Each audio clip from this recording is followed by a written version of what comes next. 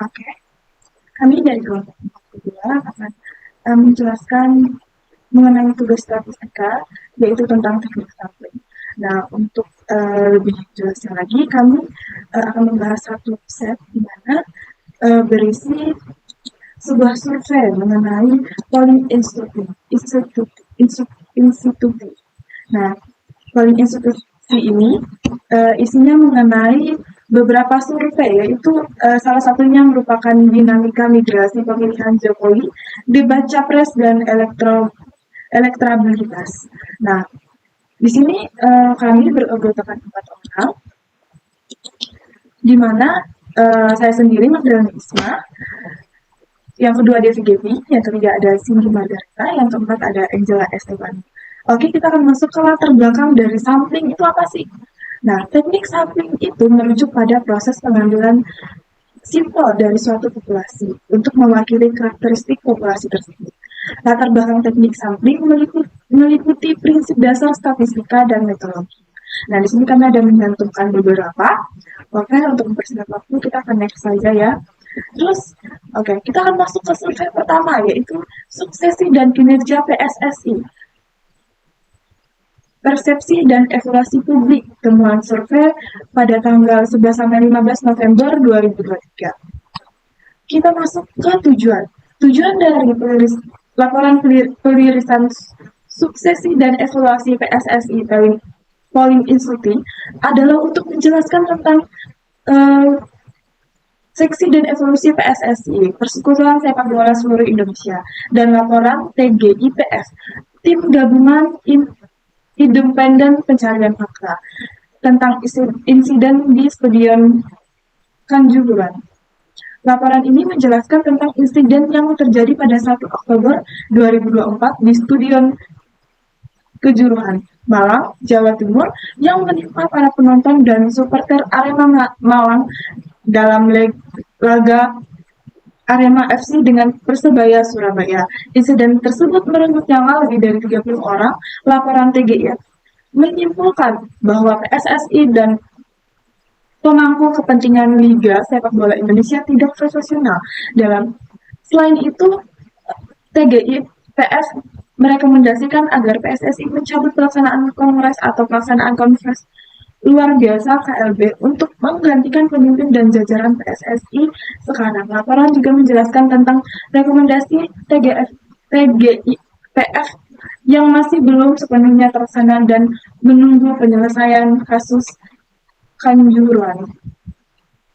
Untuk metodologi, pada metode pertama, yaitu target populasi survei ini adalah warga negara Indonesia yang berusia 17 tahun ke atas dengan atau yang sudah menikah dan memiliki telepon atau call phone sekitar 83% dari total populasi nasional. Yang kedua, ada pemilihan sampel dilakukan melalui metode random digital RDD, di mana RDD adalah teknik memilih sampel melalui proses pembangkitan nomor telepon secara acak.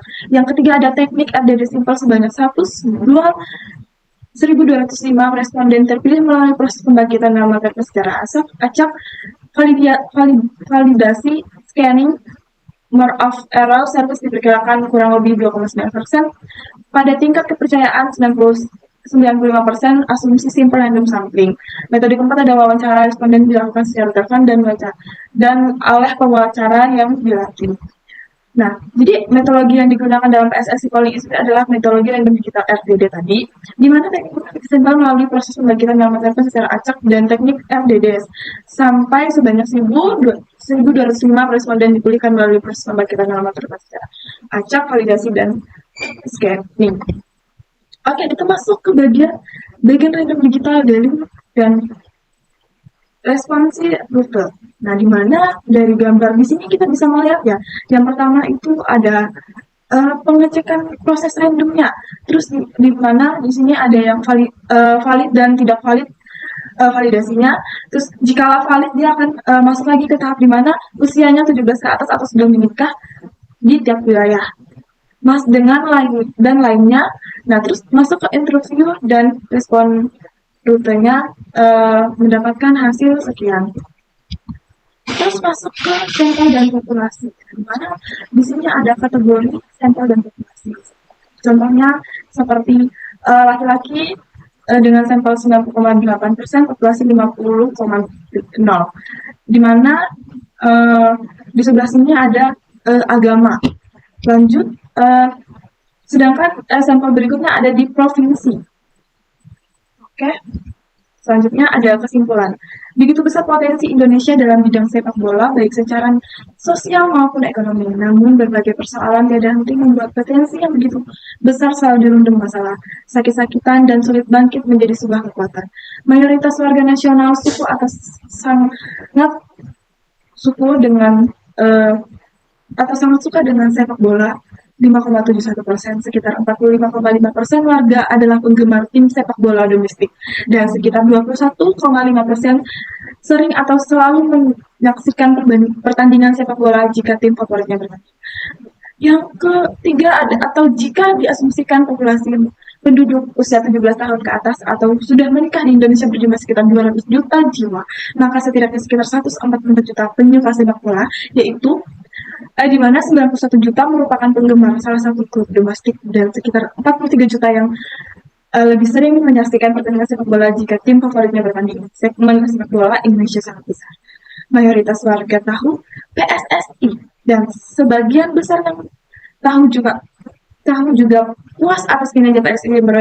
Mayoritas cukup atau sangat puas dengan kinerja PSSI dalam menghasilkan atlet-atlet berkualitas, membantu timnas yang berkualitas dengan partisipasi, mempromosikan dan pengembangan sepak bola tanah air, dan mengkoordinasi seluruh tim dan turnamen.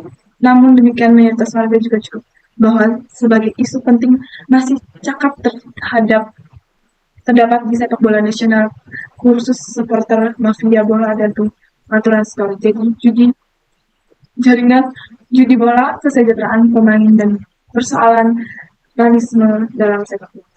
Oke. Masuk ke peta persaingan capres, cawapres, dan isu terkini. Di mana temuan survei nasional ini pada tanggal 21 sampai 25 Agustus 2023.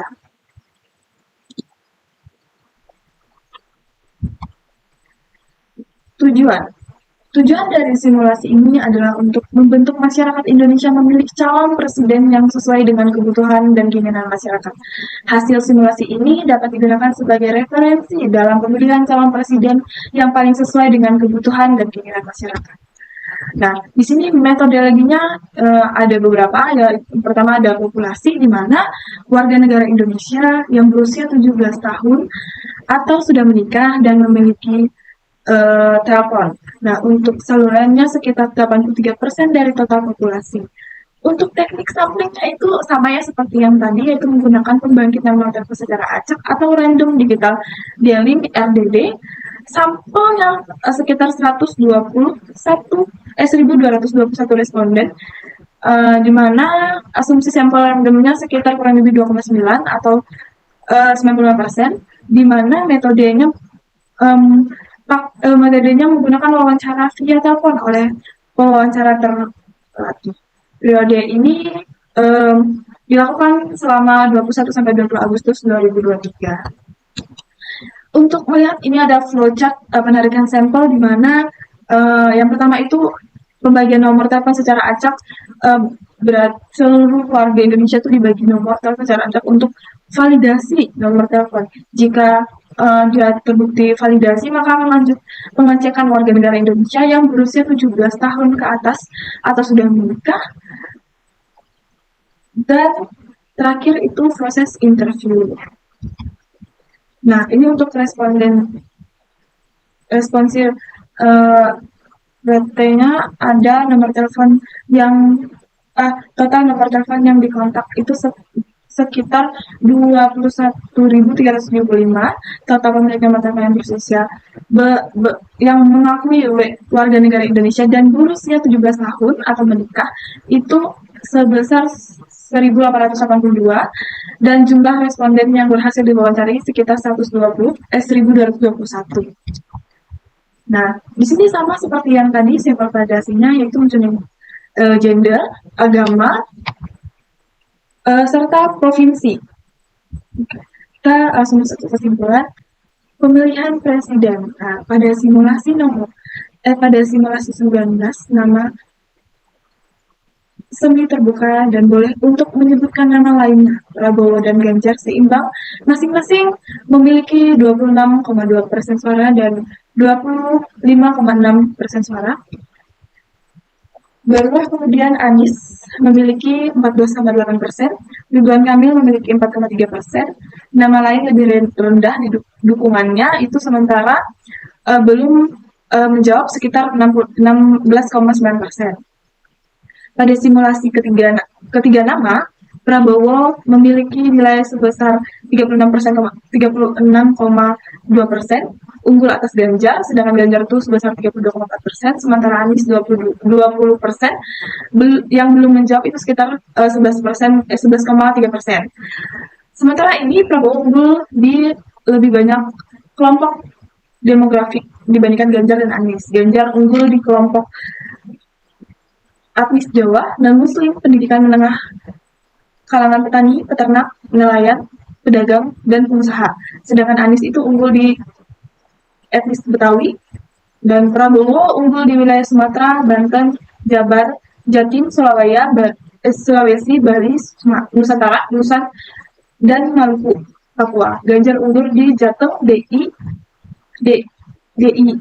Yogyakarta, Kalimantan, Anies unggul atas DKI. Masuk ke Golkar dan PAN resmi mendukung Prabowo.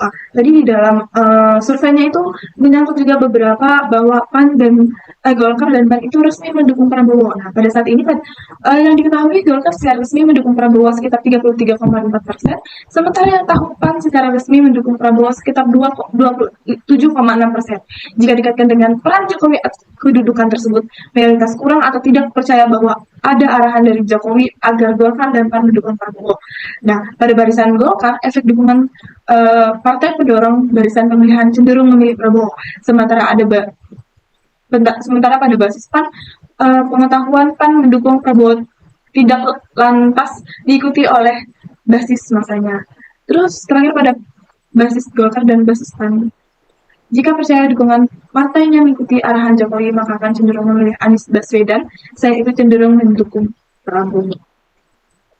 Sekian, saya Magdalena Isma menjelaskan tentang dua survei tadi, di mana mengenai suksesi dan kinerja PSSI dan peta persaingan capres dan cawapres isu-isu terkini. Selanjutnya akan dijelaskan oleh teman saya. Terima kasih. Perkenalkan, nama saya Devi Kebi Febrianti Simanjuntak. Di sini saya akan menjelaskan materi yang berjudul Dinamika Pilpres Terkini dan Efek Elektoral Kaisang sebagai Ketum PSI. Temuan survei ini pada tanggal 1 sampai 3 Oktober 2023. Tujuan materi ini untuk memberikan informasi tentang keadaan politik di Indonesia dan efek elektoral dari Kaisang Pangarep yang menjadi Ketum PSI, serta menjelaskan dinamika pemilu 2024 dan dukungan capres dan cawapres di masing-masing koalisi. Metodologi yang digunakan dalam materi ini adalah metodologi pengumpulan data dan analisis sampel. Metodologi pengumpulan data dilakukan melalui pembangkitan nomor telepon acak, random digit dialing atau RDD, dan wawancara via telepon oleh pewawancara terlatih. Sampel yang digunakan adalah 1.206 responden dengan margin error atau confidence interval kurang lebih 2,9% per 95%. Metodologi ini bertujuan untuk memberikan informasi tentang keadaan politik di Indonesia yang menembus parlemen di pemilu 2024. Kemudian di sini terdapat flowchart melalui gambar yang kita lihat.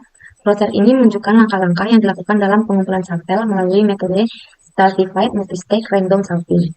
Langkah-langkah ini meliputi pengumpulan nomor telepon secara acak, validasi nomor telepon, dialing dan screening, dan wawancara via telepon oleh wawancara. Setelah itu, data sampel yang diperoleh akan dibagi menjadi kategori sampel asli, sampel dibobot, dan kategori lainnya seperti laki-laki, perempuan, dan lain-lain. Data ini akan digunakan untuk analisis dan penelitian. Kemudian di sini merupakan gambar dari validasi sampel yang pertama. Terdapat kategori sampel asli, sampel dibobot, dan populasi. Kemudian di sini gambar validasi sampel yang kedua dalam kategori provinsi. Dan berdasarkan validasi sampel sebelumnya, respons rate-nya validasi sampel ini dilakukan melalui proses yang valid. Dan hasil validasi sampel ini, responden berhasil diwawancarai yaitu 1.206 dengan kategori sampel aslinya 50%, kategori sampel dibobotnya 50%, dan kategori sampel populasinya 49,8%. Berdasarkan validasi sampel sebelumnya, di sini merupakan kesimpulan yang telah ditemukan. Ini keadaan pada kondisi penegakan hukum atau pemberantasan korupsi dan pemilihan partai. Selanjutnya, pemilihan presiden. Dan yang terakhir dalam pemilihan Kaisang Pangarep. Sekian materi yang saya sampaikan. Untuk materi selanjutnya dijelaskan oleh teman saya. Perkenalkan, nama saya Cindy Margareta. Di sini saya akan menjelaskan survei yang berjudul Dinamika Elektoral Terkini. Mungkinkah Pilpres satu putaran? Tujuan. Di sini ada tujuan. Survei yang dilakukan oleh Polling Institute pada November 2023 memiliki tujuan untuk mengetahui perilaku dan pendapat masyarakat terhadap pelaksanaan demokrasi di Indonesia, serta untuk mengetahui pemilihan partai yang akan digunakan oleh masyarakat dalam pemilu DPR RI. Survei ini menyajikan informasi tentang dinamika elektoral pasangan capres-cawapres yang resmi mendaftar dan mendapatkan nomor urut dari KPU, serta menganalisa efek dukungan basis masing-masing partai dalam koalisi terhadap capres yang diusung. Dilakukan pada 15-17 November 2023. Di sini ada metodologi. Metodologi survei dilakukan melalui metode random digit dialing (RDD) yang merupakan teknik memilih sampel melalui proses pembangkitan nomor telepon secara acak. Dengan teknik RDD, sampel sebanyak 1.496 responden dipilih melalui proses pembangkitan nomor telepon secara acak, validasi, dan screening. Alur penarikan sampel dilakukan melalui beberapa tahap, yaitu 1. Membangkitkan nomor telepon secara acak, 2. Validasi nomor telepon untuk menghilangkan nomor telepon yang tidak valid atau tidak terhubung dengan target populasi, 3. Dialing dan screening untuk menghubungi nomor telepon yang valid dan menyeleksi sampel yang sesuai dengan kriteria target populasi. 4. Interview untuk melakukan wawancara dengan responden yang dipilih melalui proses di atas. Survei ini memiliki margin of error yang diperkirakan kurang lebih 2,6% pada tingkat kepercayaan 95%. Asumsi sampel random sampling. Di sini ada flowchart. Flowchart di sini menunjukkan langkah-langkah yang dilakukan dalam pengumpulan sampel melalui metode random digit dialing, seperti yang dijelaskan teman saya sebelumnya. Di sini ada respon rate. Respon rate dalam survei adalah persentase dari total nomor telepon yang dikontak adalah 21.328 orang. Total pemilik telepon yang mengaku warga negara Indonesia usia 17 tahun atau lebih atau sudah menikah adalah 2.836 orang, dan yang berhasil diwawancarai adalah 1.496 orang. Di sini ada validasi sampel. Validasi sampel dalam survei ini dilakukan melalui proses pemilihan sampel yang sesuai dengan kriteria target populasi. Sampel dipilih melalui metode random digit dialing (RDD) yang merupakan teknik memilih sampel melalui proses pembangkitan nomor telepon secara acak. Setelah memilih sampel yang sesuai, dilakukan validasi untuk menghilangkan nomor telepon yang tidak valid atau tidak berhubungan dengan target populasi. Setelah validasi, dilakukan wawancara dengan responden yang dipilih melalui proses di atas, kategori sampel asli, sampel dibobot, dan populasi terdiri dari laki-laki, perempuan, agama, etnis, pendidikan. Di sini juga ada wilayah atau provinsi. Dan yang terakhir adalah kesimpulan. Pemilihan presiden secara spontan, Prabowo unggul 37,5%, kemudian Anies 21,8%, Ganjar 18,9%, dan nama lain lebih sedikit dipilih, sementara belum menyebutkan pilihannya sekitar 19%, 19,8%. Pada simulasi 3 pasangan, tampak Prabowo Gibran mengalami kenaikan dibanding awal Oktober menjadi 43,2%, begitu juga Anies Muhaimin menjadi 24,3%, sementara Ganjar Mahfud mengalami penurunan menjadi 24,1%. Tidak menjawab, yaitu 8,4%. Dalam simulasi head-to-head, pasangan Prabowo Gibran unggul atas dua pasangan lainnya, sementara Ganjar Mahfud unggul ketika head-to-head dengan pasangan Anies Muhaimin. Perkenalkan, nama saya Angelina Stefani. Di sini saya akan menjelaskan tentang survei dinamika migrasi pemilih Jokowi, debat capres dan elektabilitas, dan survei elektabilitas, efek debat, dan sentimen pilpres satu putaran.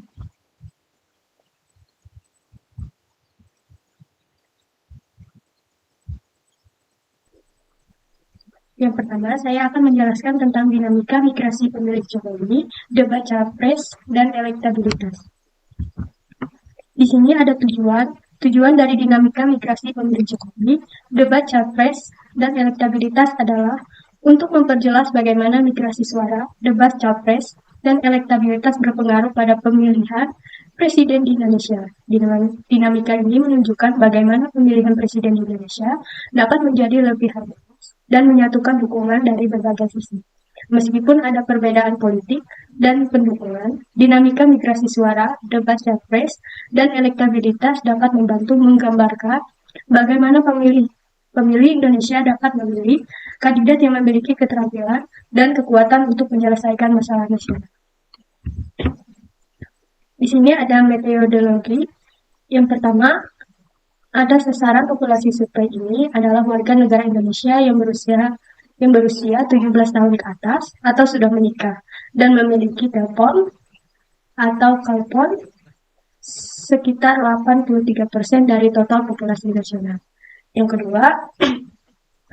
kedua, ada sampel sebanyak 1.230 responden dipilih melalui kombinasi metode random digit dealing atau LDD atau 322 responden dan double sampling atau DS atau 908 responden. RDD adalah proses pembangkitan nomor telepon secara acak, sementara DS adalah pengambilan sampel secara acak dari kumpulan data hasil survei tatap muka yang dilakukan sebelumnya. Yang ketiga, ada margin of error survei diperkirakan kurang lebih 2,9% pada tingkat kepercayaan 95%. Asumsi simple random sampling. Yang keempat, ada wawancara dengan responden dilakukan lewat telepon oleh pewawancara yang dilatih. Di sini ada flowchart penarikan sampel random digit dealing.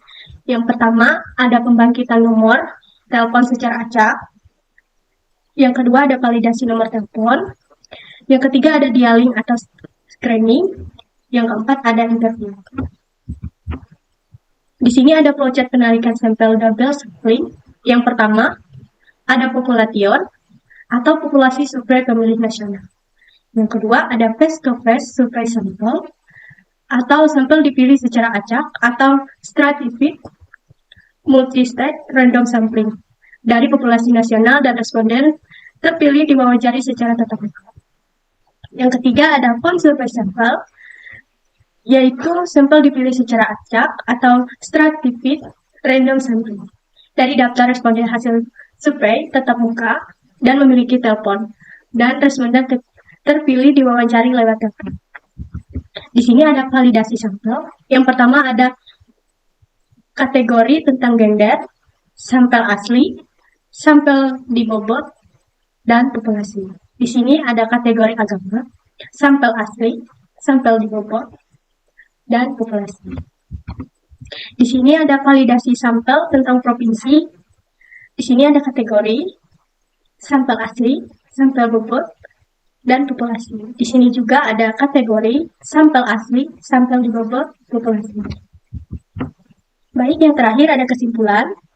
Mayoritas 84,6% menilai penting atau sangat penting secara debat capres. Sekitar 42,9% menyaksikan debat capres pertama. Dari yang menyaksikan, paling banyak menilai Anies tampil paling baik. Debat capres tampak positif pengaruhnya terhadap elektabilitas pasangan Anies Muhaimin. Dukungannya lebih tinggi dari kelompok yang nonton debat. Sementara pada Prabowo dan Gibran, efeknya tampak negatif. Dukungannya lebih rendah di kelompok yang menyaksikan debat. Pada Ganjar dan Mahfud, tidak terlihat dampak yang besar. Dukungannya sangat baik di kelompok yang menonton atau tidak menonton debat capres.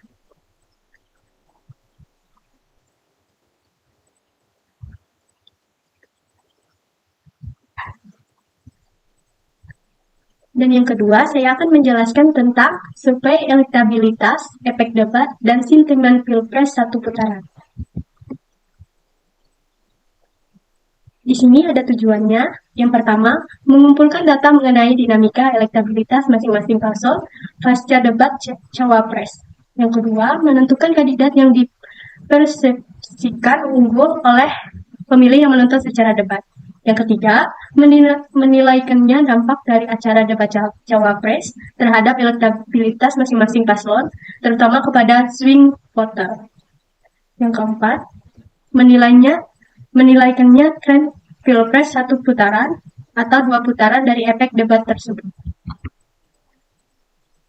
Di sini ada metodologi. Yang pertama, sasaran populasi survei ini adalah warga negara Indonesia berusia 17 tahun ke atas atau sudah menikah dan memiliki telepon atau ke telepon sekitar 83% dari total populasi nasional.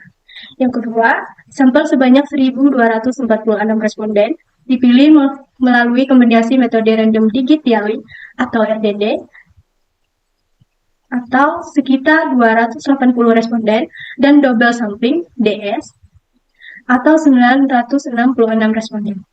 Yang ketiga, margin of error survei diperkirakan kurang lebih 2,9%, ada tingkat kepercayaan 95%, asumsi simple random sampling. Yang keempat, ada wawancara dengan responden dilakukan lewat telepon oleh pewawancara yang dilatih. Di sini ada flowchart penarikan sampel random digit dialing. Yang pertama, membagikan nomor telepon secara acak. Yang kedua, validasi nomor telepon. Yang ketiga, dialing screening. Yang keempat, ada interview. Di sini juga ada flowchart. Flowchart di sini menunjukkan langkah-langkah yang dilakukan dalam pengumpulan sampel melalui metode random digit dialing.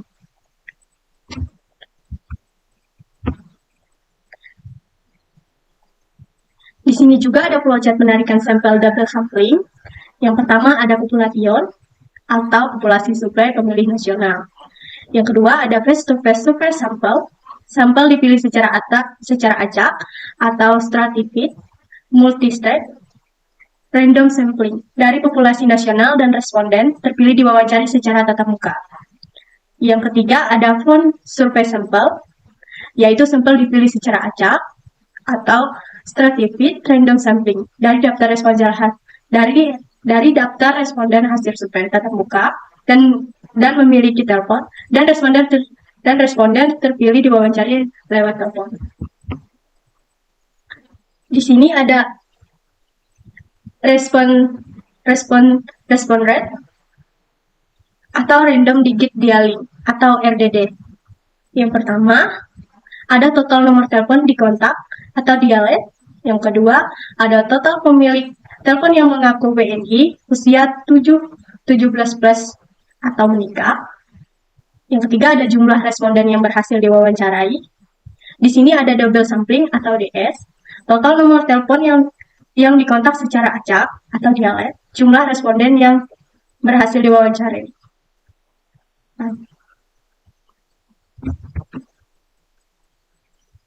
Di sini ada validasi sampel, yaitu validasi sampel gender dan validasi sampel agama. Di sini ada validasi sampel provinsi, dan di sebelahnya juga ada validasi sampel provinsi. Baik, yang terakhir ada kesimpulan.